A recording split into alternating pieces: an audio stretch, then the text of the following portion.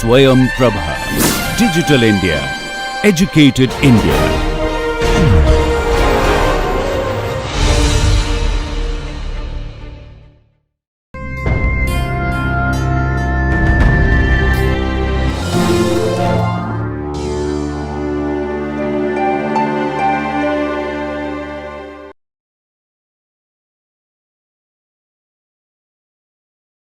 Problem solution statement. Once you have the disclosure, which can come into your hands by way of an invention disclosure form or by interviewing the client, your focus will be to come up with a problem solution statement as soon as possible. Now, the problem solution statement becomes the first step towards drafting, because till then your focus was on getting disclosure from the client, and we had already spoken about how to get a working disclosure, a disclosure that can not only take care of doing a prior art search, but which can also facilitate in the drafting process. So the statement, the problem solution statement, should be a one sentence statement. It should be in one sentence. It should capture the invention broadly without reading into the prior art. Now, these are very basic requirements before you draft the problem solution statement. We say that it has to be in one sentence because claims are traditionally drafted in one sentence. By convention, they are a single sentence. They are written in a single sentence. And they have to capture the invention broadly because we are not going to get into specifics in this effort, because this will be the first effort in capturing the invention in the form of a claim, and all the dependent and other claims that you would eventually draft would come out of this. So the problem solution statement is your attempt to come up with the main claim or the independent claim, if there is only one independent claim for the invention.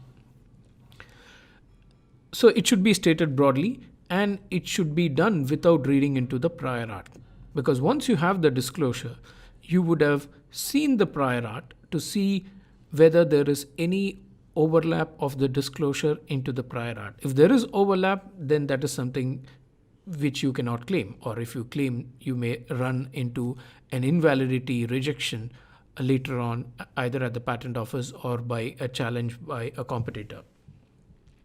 So there are two things the problem solution statement should focus on. One is the problem. What was the problem solved by the invention? So you define or give a definition to that problem. You in the first part, you try to define the problem and the solution, the invention that was made by the inventor.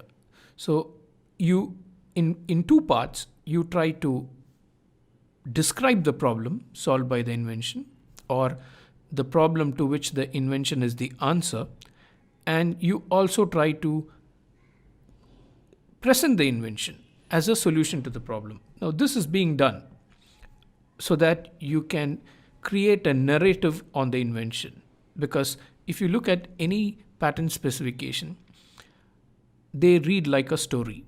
It is the story of the invention, to put it in another way.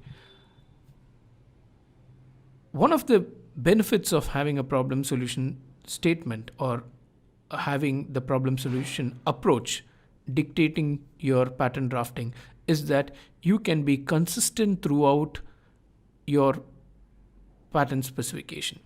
When it comes to the background art, when it comes to describing the invention, when it comes to detailing the embodiments, and while claiming, if the problem solution approach is taken, then that can be the underlying theme that holds your patent specification together. So creating a story or a narrative on the invention, this helps you to do that.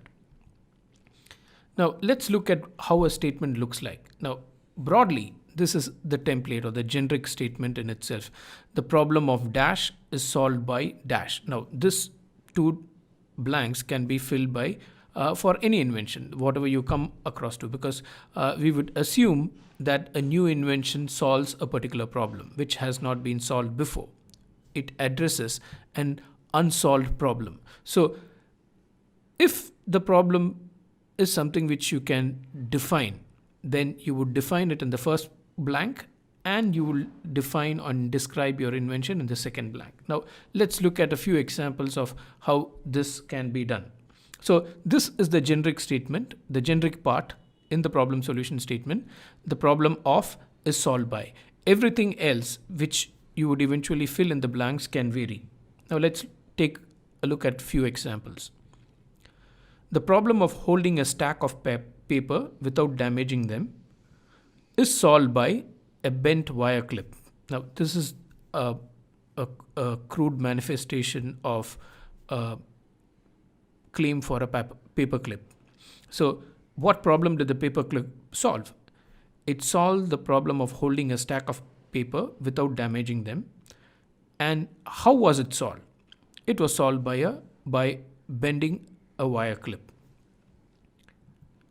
Let's look at another example. The problem of non-uniform heating of food is solved by moving the food while it is being heated.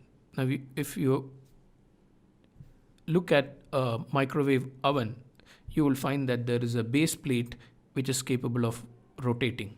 Now, this actually addresses the problem of non-uniform heating of food. If the food is kept static in a microwave oven, it will not get heated uniformly. So this was simply solved by just keeping a rotary motor at the bottom. So the problem is defined and the solution is the invention in this case. So now you know when you write a problem solution statement, you know how to present the problem and look at how to pitch the invention as a solution to the problem. The problem of writing on rough surfaces was solved by a spheroidal marking point. Again, this is the ball pen pattern that we had seen earlier. So writing on rough surfaces was the problem that the ball pen addressed. So this is the way in which a problem solution statement would capture the essence of the invention. We had already seen the other alternatives in our earlier lecture as to what could have been the different kinds of claims that could have come out of a ball pen. And the reason for choosing the particular problem is that it expands the scope of the invention and it is what the inventor eventually claimed. The problem of holding seams together was solved by a mechanism for serially engaging clasps on opposing seams. Now, this is how a zipper works. Now, in drafting the problem solution statement, what we call the PS statement, you need to bear certain things in mind. Keep in mind that it is a draft. So try to keep it simple and keep it broad, because this is the first statement from which we are going to create a claim. Now, when you get the client's input, most likely if it's in writing, it's in the form of the invention disclosure form or the IDF or some bit of technical writing which the client has done. Now, when you read the disclosure, you need to keep the problem solution statement in your mind, because your first attempt in drafting will be by looking at the disclosure and looking for the problem which the invention solved. So many times this may not be apparent, or you may even ask the client in your invention disclosure form, what is the problem that the invention solved? The client may not be even able to identify it in some cases. So the first approach while reading the invention disclosure form or the disclosure from the client will be to have the problem solution statement working in your mind so that you can identify things and pose questions to the client and clarify the thought process. So you would ideally generate the problem solution statement as soon as you hear from the client. So the process by which we move is that there is an IDF which the client generates, and you create, the attorney or the agent will create the problem solution statement. Now, what happens here is that the client usually presents the invention as a tangible manifestation of the invention. He just presents the tangible aspects of the invention, which is what a technical writing does. Now, it is for the attorney or the agent to look at the tangible parts of the invention or the tangible presentation of the invention, and to evolve a conceptual statement of the invention. So understand, the problem solution statement should read like a concept, or it should, at least in the sense that it is broad, it should be able to capture all the features of the invention. It should be able to cover all the embodiments that the invention potentially covers. So in drafting the problem solution statement, sometimes familiarity with the technology may be an issue. You may not be, the patent agent may not be familiar with the technology. In those cases, it is preferable to draft the statement in a broad manner and then narrow it down later once you get more inputs from the client. Care should be taken while drafting the problem solution statement to avoid prior art, which means in the process that we had already described, once you get the IDF or the complete disclosure, or what we call a working disclosure, you should engage in some kind of a prior art search to understand where the disclosure can merit an invention. Because if you don't understand the prior art, or if you are not clear about the prior art, there is a possibility that while drafting the patent, you could cover aspects of the prior art, which could eventually affect the validity of the invention itself. So again, in drafting the patent problem solution statement, the focus should be on the concept and not on the embodiment. Now, one of the things that you would do while creating the problem solution statement is to question the invention. Because till this time, if you had received an idea from the client, it is quite possible that you did not have an opportunity to question the client or to raise certain questions with regard to the invention itself. And assuming that you had done some amount of prior art search, you would also know the terrain much better now. So you have a working disclosure with you, and you have done a prior art search based on the disclosure. Now you have an idea about the terrain. By the terrain, I mean the patents in the same field owned by other patentees. And you would also know, apart from the patents, you would also know what the general prior art is for this field. Now, one of the things a patent agent or a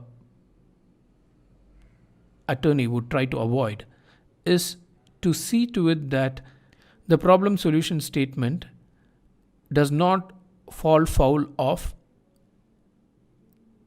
the inventive step requirement, or what we call the obviousness requirement. So the inventive step requirement states that the invention should not be obvious to a person skilled in the art.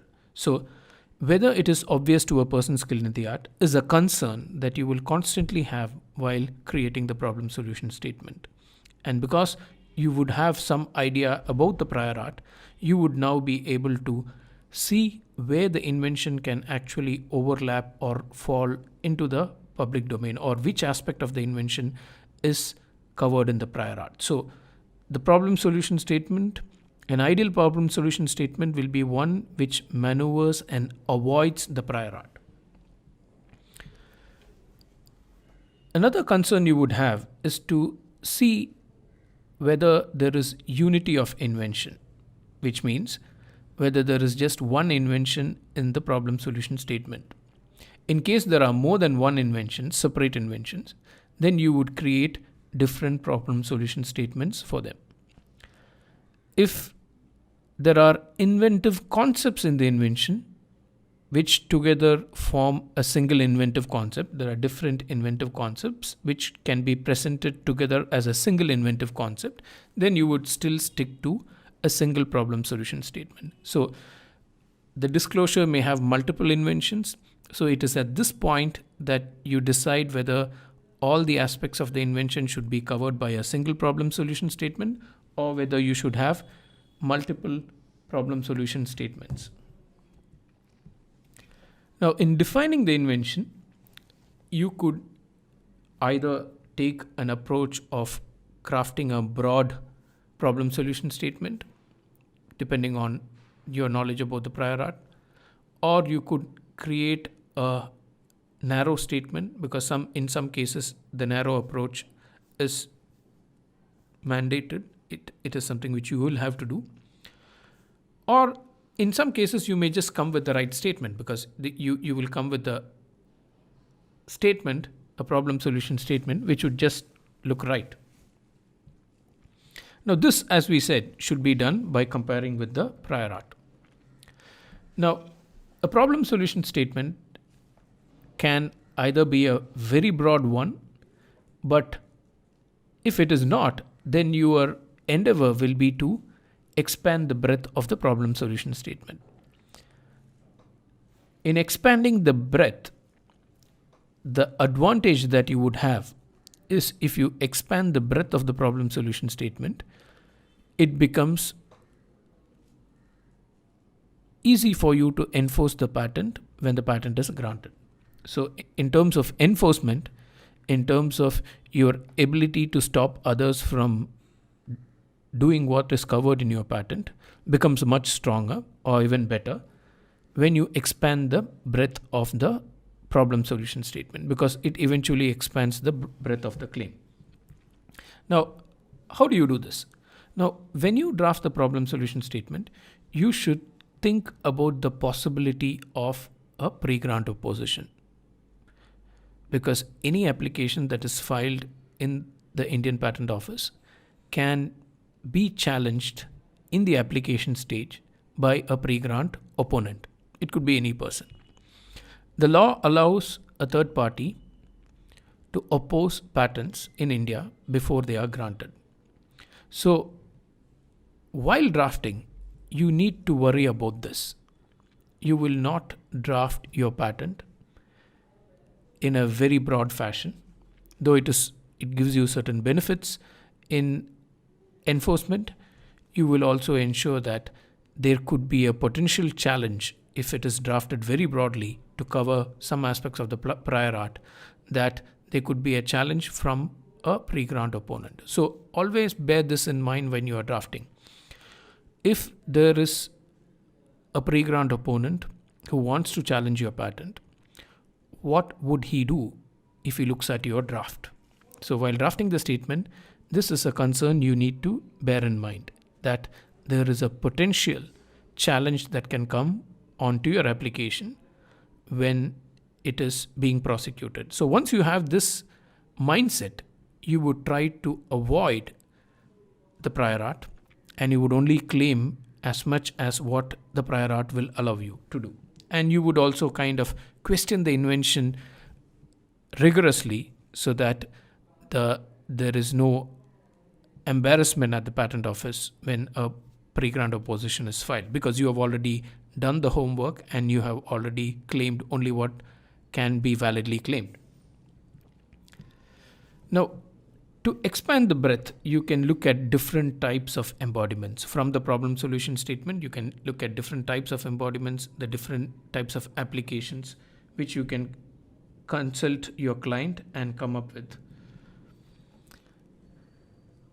Now, to understand what solves the problem, you can look at the embodiments that are essential to solve the problem.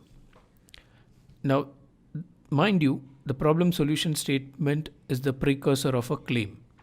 And in a claim, you want to have the essential features that are really important for you to protect. They could be non-essential features or non-inventive features, which may be optional, which is not something for which you are going to claim protection for. So this exercise of what solves the problem, the question of what solves the problem, will help you to focus on the essential features for which you want to draft a claim. Now, identifying the core of the solution is something which, when you do, will eventually get into the problem solution statement, because what you have identified as the core is the solution that you want to offer and what you want to claim. Now, one way to identify the core of the solution is to ask yourself this question: can the problem be solved without embodiment X? Now, let's assume that your invention has 3 or 4 embodiments: W, X, Y, and Z. Now, you ask yourself whether the problem that you have stated in your problem solution statement can be solved without embodiment X.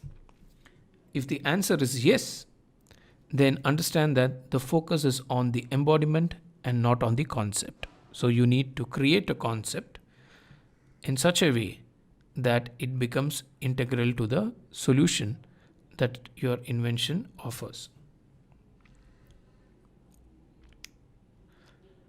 Expanding the breadth, the focus should be on what solves the problem, and that should be stated as a concept, and not on how the problem is solved, because how the problem is solved are the embodiments that can be later on figured out when you draft dependent claims and other claims. So the focus should be on what solved the problem and not how the problem was solved. How the problem was solved would detail the different workings and the details. So at this level of drafting the problem solution statement, your focus should be on the concept. And how the problem is solved will answer enablement, which is a requirement in patent law, and best method, which is again a requirement in patent law. Now, if there is to determine whether it enables a person skilled in the art, whether the disclosure enables a person skilled in the art, what we call an enabling disclosure, or whether the inventor has disclosed the best method of performing the invention, these pertain to the how part of the problem solved. How is the problem solved?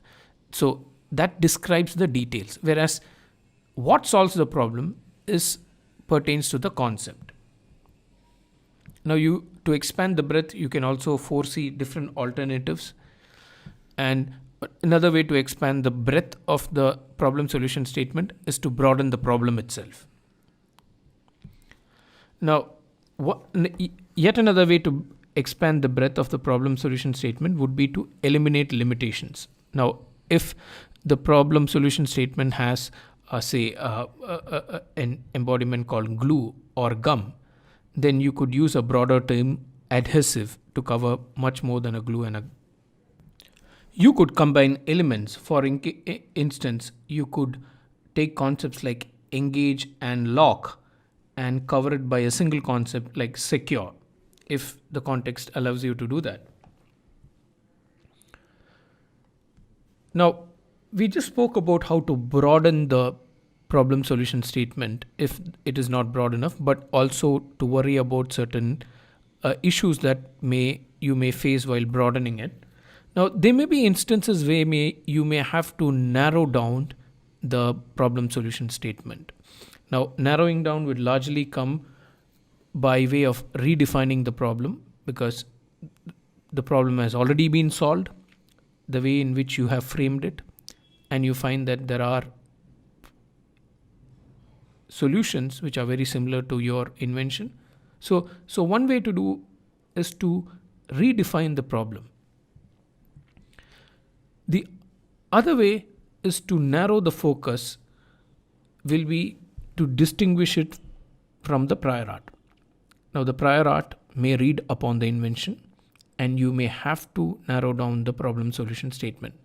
Now, while narrowing down, you do it for the sake of validity. Now, we had mentioned earlier, if you broaden a problem solution statement, then you get a potentially broader claim, and a broader claim would allow you to enforce it much better, because a broader claim can catch much more potential infringement when the patent is granted than a narrower claim. But the flip side is, a broader claim may also read into the prior art. Now, the focus on narrowing down the problem solution statement is to ensure that your patent is valid. because when you narrow it down, the possibility of it reading into the prior art is lesser than it would be in the case of a broader claim. But the counterpoint in this case will be, if you narrow it down, then the enforcement part, your ability to stop others by way of an infringement suit, will be affected. So these two things, enforcement and validity, are the two things that will always play in the mind of a person who drafts a patent. If he broadens the scope of the claim, it will be good in terms of enforcement, but there is a possibility that it could read into the prior art and a validity challenge could come on it at a later point in time. Now, this is why we said you should always think of a potential pre-grant opponent while you are drafting, because it could be possible for a pre-grant opponent to oppose a patent before it is granted. The law allows that to happen in India. At the same time, if you focus on narrowing down the problem solution statement, you would eventually end up with a very narrow claim. A very narrow claim will get granted for sure because it simply does not read into the prior art. But the flip side again is that because you have a claim that is too narrow, you will not be able to enforce it against others. The competitors will be able to work around it, and because your claim is too narrow, you will not be able to enforce it against others. So this balance has to be maintained of ensuring the claim is broad enough so that it is enforced effectively, and it is narrow so that it does not fall foul of the prior art, so that there is no validity challenge that is posed on the invention.